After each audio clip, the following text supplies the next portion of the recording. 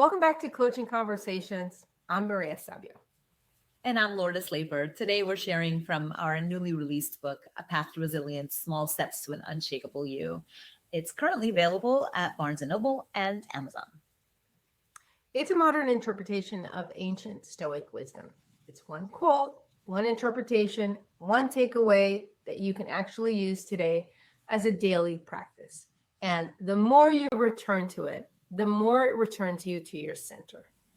So let's begin with today's quote, which is centered around the concept, prepare for adversity. Here's the quote. The choice isn't between what happens and what doesn't. The only choice is how you meet it. That quote is the cornerstone of inner freedom. We're talking about the understanding that you can't control what's coming, but you can absolutely train for it. Yeah, think of life as throwing unavoidable punches, right?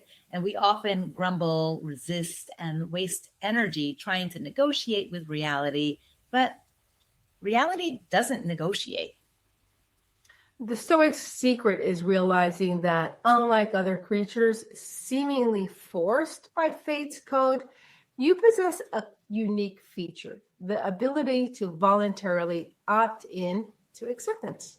Preparing for adversity means choosing this acceptance, not from a place of defeat, but from a position of profound inner power.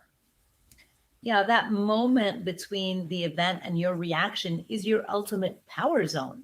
When you train your mind, you can face whatever life throws your way, hard, inconvenient, unavoidable challenges with calm and dignity rather than resistance and constant noise. That choice and voluntary compliance is your superpower. We see this principle in action constantly. When people commit to rigorous preparation, not for a perfect outcome, but for the certain chaos that's in their life, like the firefighter, their daily training is entirely focused on immediate non-negotiable acceptance of extreme danger and chaos.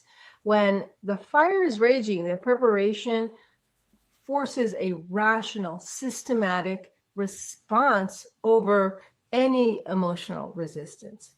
Or, the student who works full time, they accept the adversity of intense time pressure and the exhaustion. Their preparation involves ruthless scheduling and prioritization, allowing them to meet a grind with a system rather than any emotional resistance. And there's also, in business, the experienced CEO, when they face a major product recall or they have, potentially a public scandal, they must meet the crisis by immediately accepting the responsibility and the reputational hit that they might experience. Their preparation allows them to choose a calm, transparent response over resistance or even denial. And if we're talking about mental and emotional preparation for adversity, in the modern world, the conversation might center on Buddhist teacher and author Pema Chodron. Chodron popularized the essential Buddhist practice of sitting with discomfort. And this isn't just basic meditation. It's a profound active training where you voluntarily turn toward and fully embrace the raw, uncomfortable energy of fear, pain, or anxiety, rather than automatically fighting or fleeing. She challenges the core human reflex to resist. She teaches that the emotional suffering we create is not from the pain itself, but from the desperate, constant effort to push it away. Right. One of the things that she does is she guides her students through this practice. Three things: staying present, not planning an escape, but settling into the immediate uncomfortable sensation, and then voluntarily softening. So instead of hardening against the pain, you're consciously relaxing your body and your mind around the difficult emotions that you're experiencing.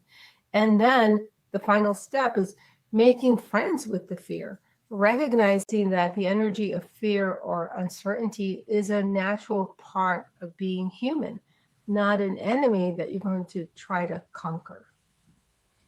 This mental exercise prepares the mind for acceptance long before the adversity arrives.